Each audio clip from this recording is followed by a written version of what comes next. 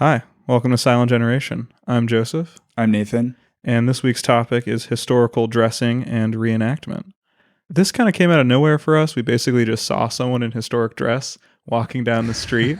But on the podcast, we talk a lot about the past and like what lessons we can learn from it and what's been lost in the meantime.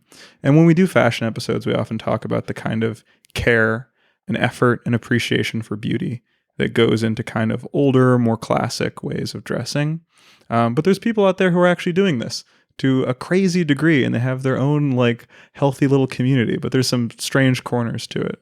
So yeah. I'm sure some of our listeners think that the both of us are thinking about the early 1900s every single day. We're really not. No. I think that we have like a different angle than these people do, where they actually want to live, in some cases, like they're in a different decade every day of their lives. And it's a lot of work. Oh yeah, it's a lot of work. I've really gained an appreciation for that over this.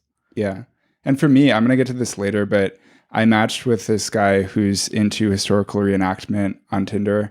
And I'll get into that story, but that's part of my interest in this too. It's like I started to learn about it from him. Because at first I matched with him, his profile didn't say anything about historical reenactment. I just saw him in all of these really like hot looking outfits. And I was like, what are you doing? Why do you do it? And it actually took quite a bit of work for me to like figure out like what community he's part of, because we're grouping together two different groups that actually usually don't consider themselves to overlap that much, because historical reenactors, they're largely guys. Historical reenactment is kind of like a dude activity. And then historical dressing, that is like anyone can be into that. But by, a process of exclusion, I associate that a bit more with women and gay guys. Like it's more of a girls and gays activity. Definitely. Yeah, we're always like picking apart different subcultures on the podcast. I think this is an interesting one because I'm more interested in the real world subcultures. I like when people are actually there in person doing stuff. And these two sides of this hobby that we've talked about, one is very in person, reenactment. You require other people. And then the other one trends more online, influencery, and content generation wise. Yeah, like an historical reenactor will get photos through group pictures, like the way that guys do, where they're on a fishing trip or they're on a camping trip and then someone happens to take a picture. Historical dressers are definitely the type where they take a picture of their outfit like 20 times a day. Yeah, and they definitely have their own little like conventions and meetups and stuff, but that's like ancillary too. Yeah. But I think it's good maybe to talk about their psychology a bit more. Like this is an interesting place to start a bit, because it's like, what does compel with historical reenactors like a man to want to dress up like a soldier when he has never served in combat? And I think like an interesting thing to bring up might be Paul Fussell's book, Uniforms, Why We Are What We Wear, because he has a whole chapter called Weirdos. And the weirdos he refers to are historical reenactors, because Fussell, he was a World War II veteran, and he took a lot of offense to them donning a uniform without understanding like the moral weight that carries and the psychic wounds that came, from his experience serving on the front lines. And so he says like he doesn't get why playing soldiers is for anyone other than small boys. It's kind of bizarre to him. Yeah, I think he understands the motivations. He just does not like them. Like I think that anyone who serves in war knows that there are like, it is broadly hell, but there are these like glimpses into like something amazing about it.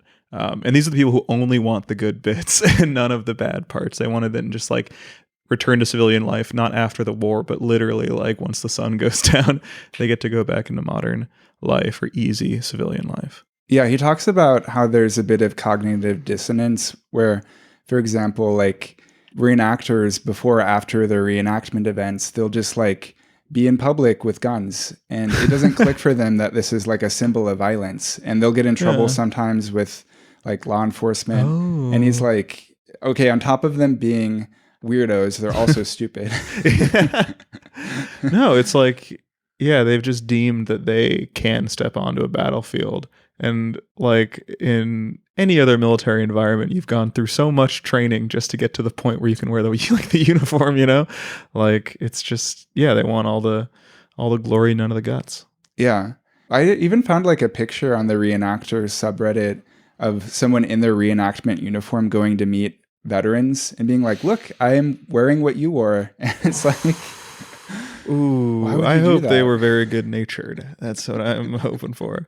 I think broadly with war reenactment, it gets more forgiving the further things go away. You know, I always think about at my synagogue when I was a kid, we had this like carnival for the holiday Purim, and there was like inflatable things you could play in, and one of them was the Titanic. And so it was an inflatable Titanic, and you'd climb up the side of it and you'd slide down it, and it was like, you know, broken in half the way the Titanic did when thousands of people died. And that just goes to show, once you clear that like 100-year mark or so, it's just so far out of people's past. Like, I imagine there's a Vietnam War reenacting community. There is. They need to stop right now. And I'm sure a Desert Storm one started in the 2000s, you know, like, and I think they just got to cool it a bit, like let it lie for a second. Yeah. That just made me imagine there being like a children's ride based around 9/11. Yeah, that's literally where my mind went next after that. Like, all right, like what is different from the Titanic to 9/11? Like, besides political motivations in 100 years? Like, I don't know. Yeah. Another motivating factor, though, that Fussell brought up is just that it makes them look hot, and like uniforms are inherently kind of sexy.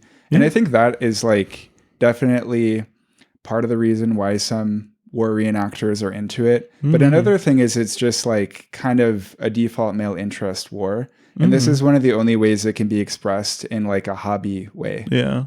Or actually paintball, pellet guns, those two, that's also like a way to express that as well. I always like, I don't know. I want people to be involved in these in-person activities. Like, I don't even want to be picky on it, but then I catch myself being like, cool it on some of these. I don't know. I've done paintball. It's fun.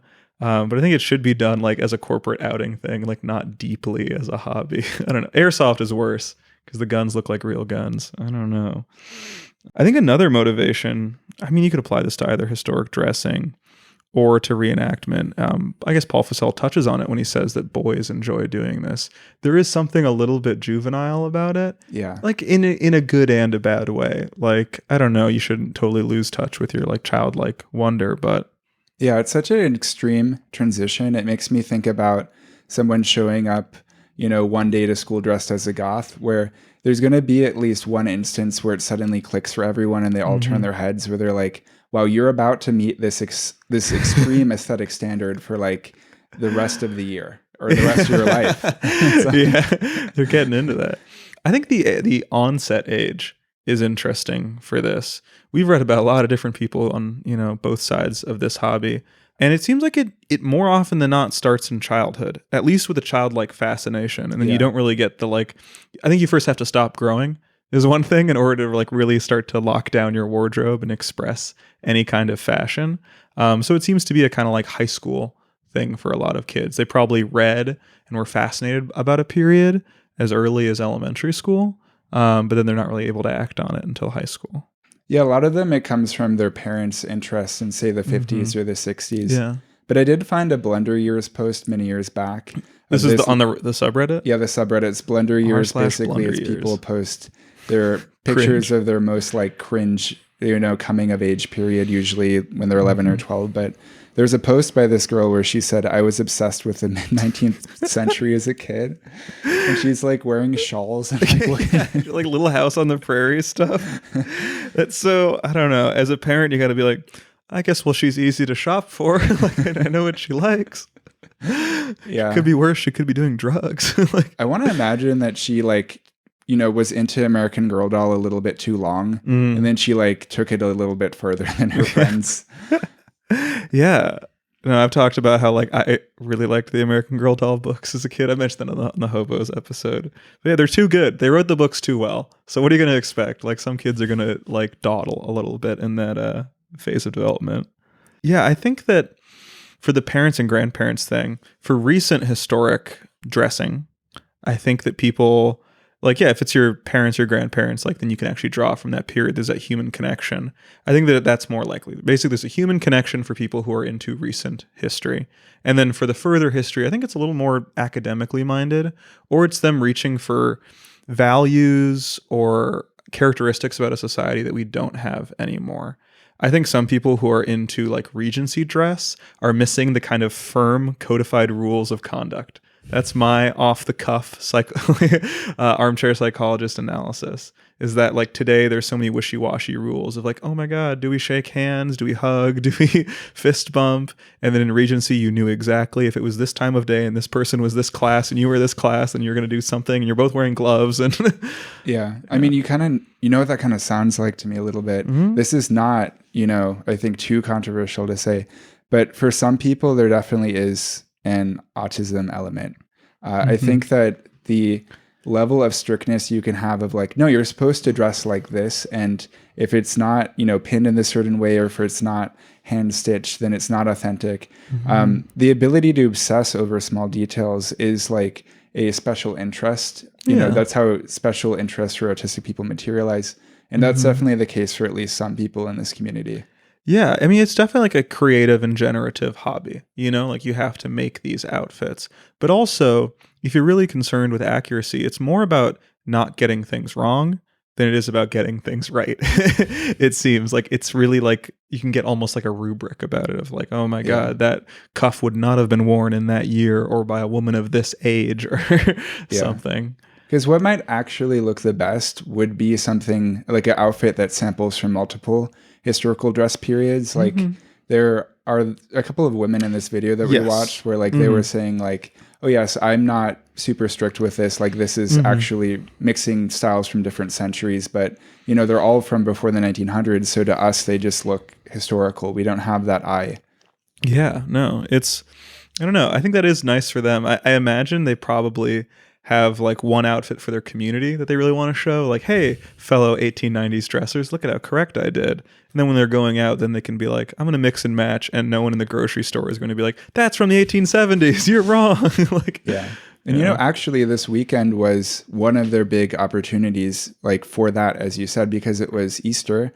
And in New York City, there's the Easter parade every year where basically all of these very fashionable people, particularly in the historical dress community, they get together and they wear their best like new outfits typically. So I saw like, cross posts between like Zach Pinsent and the Dandy Wellington and others. Oh, so they were all together this weekend. Wow. Yeah, we've been researching this for like a week or so. I've been a little late and then bam, it's their big day on Easter. I wonder... They haven't really posted like montages yet. I want to see like what came out of it. But yeah, I just saw they were meeting. They haven't made their reels yet. I think that kind of makes sense of why that's arrived at a big day for them. I mean, it's warm enough that you can wear like an interesting mix of stuff, but it's not in the middle of summer. It's a traditional, very long established holiday, so it fits for any period that you dress in. We've had Easter for a while. About 2,000 years, I guess. But and then New York is that's where they all are. Yeah, I feel like the successful ones. I didn't have the chance to research it, but I imagine it coming out of like wearing your Sunday best. Yes, and then it's stuck around. The best Sunday. Yeah, your Sunday bestest. Yeah. And then kind of tapping back to the Paul Fussell analysis, I think there is like a sexual motivation for some people, but this is like people who really take it seriously. It's every part of their life. And if like, why wouldn't it touch on the sexual part of their lives? Yeah. I mean, I can imagine this sort of from the corset angle because people in the kink community sometimes like corsets. I don't know if you ever listened to this, but there was a Red Scare episode with a drag queen and she was talking about someone named Mr. Pearl, who is this person from like the drag and club scene community who has basically worn corsets his entire adult life and how that was like a very like sexual thing for him. Yeah. It's it's interesting because some people definitely this is not their motivation at all. And the kind of divide between this, I saw it in this video on YouTube. This man lives every day like it's 1946. And yeah, it's this British guy who lives exactly that. He's one of the Historic Dressing Daily people who it branches into interior decor. Love these people. Yes. I feel like it feels like they've conquered one world, which is like the costuming part of it. And they're like, all right, what else? And they get into the tricky world of buying antiques, like making sure things fit together and also making it functional. And that way it's like clothing, you need a home you can actually live in. Yeah, they have the type of home that you usually only see with gay men where it's so meticulous because that's what they spend all their time on. Yes, this is the one way that straight men are able to achieve that. You give them a decade and they'll stick to it. But the guy, he brings up in this video that across town there's a woman who lives like it's like 1939 or something within the decade, and he's excited to meet her. And for her, she's like a dominatrix and stuff, and like makes content and all that. And he's this very like mousy British guy. He's just like, I just wasn't okay with that. Yeah. I was wondering if he was straight, as well as a lot of the other men in the videos, because it is harder to tell when men are this fashionable. Yep. Don't I know? So I get accused of you wear one suit, everyone thinks you're gay. No, I'm just kidding. Yeah, so now we can kind of go back into talking about historical reenactment. Yeah, so we're going to talk about a couple of different types, mainly the two big ones, battle reenactment and then living history. So battle reenactment, we've already kind of talked about it, but these events are sort of the most visible in the historical dressing and reenactment world because dozens, hundreds, thousands of people come together for battles. And it's very social as an activity. Like they'll often spend an entire weekend, usually in a remote area where these battles happened, cooking and eating traditional food. Wow. And they try to be as authentic as possible, typically. That feels like such an efficient weekend. I don't know, if you have like a hobby, you must like spend the whole year or season like waiting for this. It must be really exciting. And you get to mix it with camping too and that kind of stuff. It really like takes you out of your element. It must be a nice refresh coming back to your like probably very modern job, unless these people work at museums. Yeah. Well, we mentioned on the American Summer Camps episode how like camping as an activity recreationally, it originally was a functional thing. As a soldier, you had to be able to camp in order to go from place to place on foot. It was like a hard skill that was taught to men in particular, starting in the Civil War. No, we talked about how scouting like traces back to the Civil War. Yeah. Interesting. Yeah, I can't believe they can get so many people down for this. Like the United States military is having a recruiting problem, but there's tons of guys willing to like just do war for one weekend a year. Yeah. There are like, I think over 100 Civil War reenactments that happen in the US per year, in part because reenactments almost always they happen on the site that they actually occurred. Like, yes, there might be reenactments that of wars, you know, in different countries, but that's really not common. So because the American Civil War was the largest war on American soil, those are typically the battles that get reenacted. Although it is, you know, suspicious that so many men want to dress up as Confederate soldiers. Yeah, I'm sure their line on it is like, listen, someone has to do it. But like, I don't know, I'm sure they're acting like they pulled the short straw. But yeah, I think you're allowed to be reasonably suspicious of the people who get into the grays. Yeah, because it's one of the only like circumstances in which you can overtly fly a Confederate flag in public. Yeah, it's kind of like the gun in that sense of like, how do you get it to the event? You know, like you better hope you don't get pulled over or something. You must like put that thing under lock and key. But also I think these are happening in parts of the country where you could just fly that thing on the way there too. You'd be totally fine. Yeah, battle and war reenactment, it's definitely more of a rural phenomenon. Like as usual, I looked on Google Trends, and the states where it's the most popular are the ones you can maybe guess, like, you know, West Virginia, Wyoming, places like that. But I'm sure it stretches into, you know, Gettysburg, Pennsylvania and stuff like that. Because it is kind of like a form of rural entertainment, which we keep circling back to in many episodes. It's interesting to discover what used to be an option for people to entertain themselves if they were a farmer 100 years ago. Yeah. If you're a farmer now, this is something you can still go to. Yeah, you can go to this. You can go to the monster truck rally. A rodeo, maybe, if you're Western enough. Yeah. Have you ever been to a war reenactment? No. I've seen tons of like living history stuff, but I've never actually seen a full pitched battle. I did with my family at one point because my family, we had these family friends, you know, my dad and mom's beatnik friends. There was this couple where we take the boat along the Mississippi River like every summer with them. God, that's cool. Oh my God, is it good at reading like Huckleberry Finn? Like I wish I could have gone down the Mississippi, man. Yeah, it was cool. But at one point, I don't remember that many details, but I saw like a Civil War battle reenacted. And the only thing I really remember is afterwards, like there was an area where you saw more like living history, but I saw this doctor who is like, or this reenactor doctor who was talking about like, oh yes, I put pus, you know, I take pus from one patient and put it in the other because that's healthy. You know, that helps them heal faster.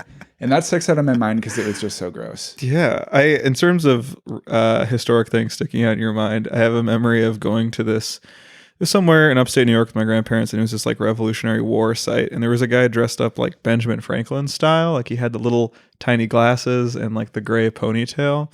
And I was a very cringe 12-year-old, so I was wearing a shirt that said "Fueled by Ramen" because I loved eating ramen as a kid. My mom bought me that shirt. Turns out it's the like record label that Fall Out Boy was on to make it even more cringe. But this old Benjamin Franklin guy was like, "Oh, ramen.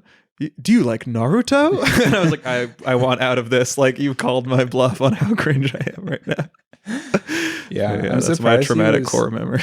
I was surprised he was even willing to bring up ramen because like they're so exacting with the food that they eat that like it's not only that the food that they eat at reenactments has to be authentic, it also has to be seasonal. Like if something wasn't in season, if they're like the most strict type of reenactor, they won't eat it. No, I respect that. They shouldn't be eating McDonald's. They should be eating like hardtack and like salt pork and stuff.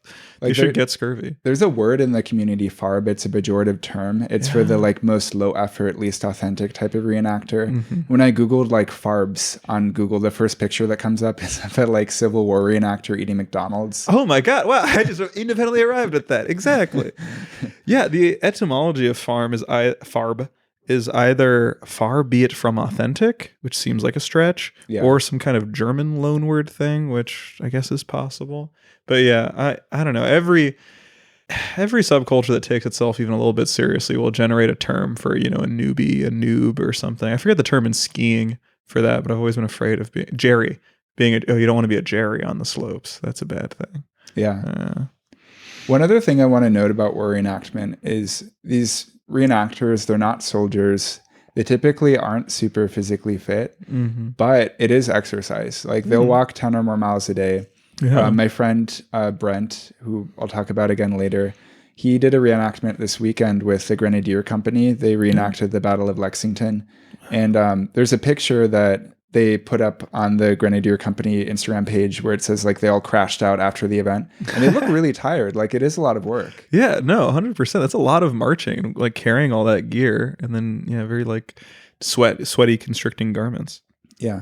Oh, one other thing I forgot to mention. So another reason why like it's like I think it's accurate to think of reenactment as being like more of a male coded thing compared to historical dressing is because reenactment groups do exclude women a lot of the time. If they do include them, they'll have actually generally pretty strict rules where they have to conceal their gender, going so far as to mandating that like women in the reenactment group that they wear binders, which is kind of wild because I mean, these generally do operate in conservative areas and I don't think they would ask women to wear binders in other contexts. Yeah, no, definitely not. No, I don't think they'd be asking them at all. But yeah, I guess that's like, it feels like every war has that story about like, and she disguised herself as a woman, as a man to fight in this war. Casimir Pulaski. Yeah, possibly, exactly, possibly. But yeah, that's interesting. Wow. They don't seem to have an age limit though. There's a lot of old guys out there. Yeah, no, some reenactors will call out that double standard because this is totally like an old man's hobby. It's right up their alley. But they don't often exclude men past a certain age when it would be historically accurate to have done so. I mean, 6-year-old men shouldn't be in these, You can always say that, like, I mean, towards the tail end of World War II, like Germany was putting anyone on the battlefield, so like I imagine that bits of the Civil War were like that as well. I actually, on my Copenhagen trip, my roommate in my hostel was this young guy who ran a Civil War battlefield museum, very small one. Yeah. But the battle that happened there was like a really roughshod battle where basically this town didn't know they were going to get Confederate soldiers waging war on them. So they like marshaled whoever they could. And it was a whole bunch of old guys protecting the town. So it happens. It happens. And then do you want to introduce living history? Yeah, this is something I've actually seen very recently. So living history is the focus on, not just the battlefields of history, but actually the kind of like forgotten interior domestic worlds and the kind of, I guess, peacetime activities that went into yeah, you'll see people cooking, cleaning, crafting. There's often demonstrations of like how to blacksmith or like how to churn butter, things like that. Yeah, over the weekend I was at this historic Swedish homestead in Indiana. It was like the opening weekend. And so I was just excited the house was open, and I was looking around seeing all the old-timey stuff. And then there's just this sweet old lady with the cute little glasses. You got to get the cute little glasses is what I've like learned about historic reenactment. And she was working in the kitchen, and she like talked, there was a little group of people formed. She talked about like, oh, the seasonality of it. I guess we were talking about that, of how like, all right, it's early spring, so we don't really have any vegetables. We're still living off the preserves, and she showed us those. And then, but the thing is, the chickens are laying eggs now, so we have tons of eggs. And she was showing that like what you do is you cook the eggs, and then whatever you don't eat, you just chop up and feed back to the chickens so they can keep those nutrients. And she said something about like you chop it up real small so they can't tell. And I just thought to myself, they can't tell anything. They're chickens. Like they're like as if the chicken's gonna be like, oh my god, my own egg. Like they're not gonna. Yeah, there apparently are some like eggs like companies where they put on the box that they don't do that sort of thing. Oh. I forget the term, but yeah, modern people are concerned about that because it increases the possibility of pathogens or like avian flu and things like that. Yeah, I think it's something that seems like an evil factory farming thing, but like also a frugal farmer would have done that too. It keeps it all in the system. It's Lindy, unfortunately. Unfortunately, it's Lindy. But he was also walking us through how these old wood-fired stoves work, and how you can like control temperature in different areas and run the stove part in the oven. It was really cool. I really have so much like appreciation for these retirees who do this. Again, just like the war thing, it's an old person's game. You got to have a lot of free time. Yeah. I don't think I've seen living history as often because you said it's more on the East Coast. You see it, right? Well, I've definitely seen it like Colonial Williamsburg and stuff. They'll set up like, yeah, watch me churn butter.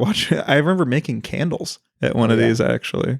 Yeah. I had, as like a middle schooler, many schools would do this in Chicago. They would bring all of the students to this place called the Grove, and you'd spend like a day there. You would have different sort of chores and go through this old house, and like you'd basically all work together to create a communal meal at the end. Oh. But I've seen that in Chicago, but otherwise I haven't seen living history very much. The only place I can think of seeing it is like the Columbia State Historic Park. This is in California. Oh. Columbia, California was one of the first like gold mining towns, and it didn't turn into a ghost town. It wasn't completely abandoned. So like 2,000 people still live there. But in the center of the town, they have all of these old buildings, and there's old shops, and you see people blacksmithing, and that's the only place I think I've ever seen it. No, that's cool. Yeah, I've like done the panning for gold thing before. This was in Arizona at like it was like an old west. It wasn't that historically minded. It was more entertainment minded. Yeah, they did. Yeah, they had gold panning there. I didn't find that super interesting, but my older siblings, before they were adopted, they grew up in California. So they like going there and being like, oh yeah, it's our ancestors did this, which actually they might have, because I have roots in California that do go back that far. Wow. Being 49ers back in the day. Wow. Yeah.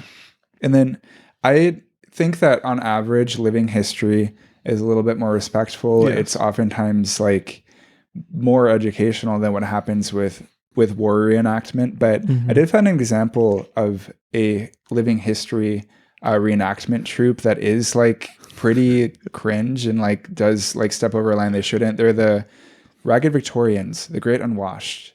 So this is a British reenactment troupe, and they like to reenact the Victorian era and dispel the myth that it wasn't dirty. They like covering their entire outfits with dirt, and it just looks like they're having too much fun with it. Yeah, this is like the terminal stage of being a theater kid. Like you don't even have a play anymore. Like you didn't like sticking to a script. All you want to do is just like run around in old-timey clothes. No, I looked through their website, and each of them have a character, and they have bios, which I didn't want to read through, but I presume they're like, oh yeah, and I was kicked out of my house when I was 6 years old and that kind of thing. But yeah, it's really bizarre. They're having too much fun.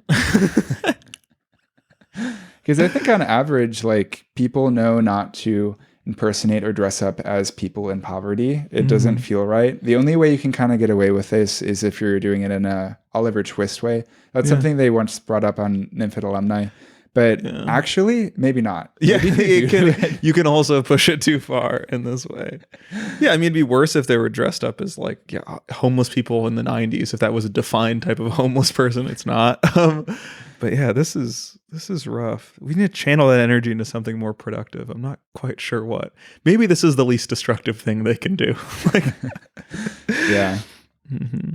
And then another type of like reenactor that I kind of feel like doesn't fit into either category is the train reenactor. This is something Yeah. we've kind of stumbled upon independently. I first saw it through Brunt, the Progressive Tailor, but how did you initially stumble upon train reenactment? So my summer camp I went to is on what used to be like the Milwaukee interurban electric train line, and it's like cities even as small as Milwaukee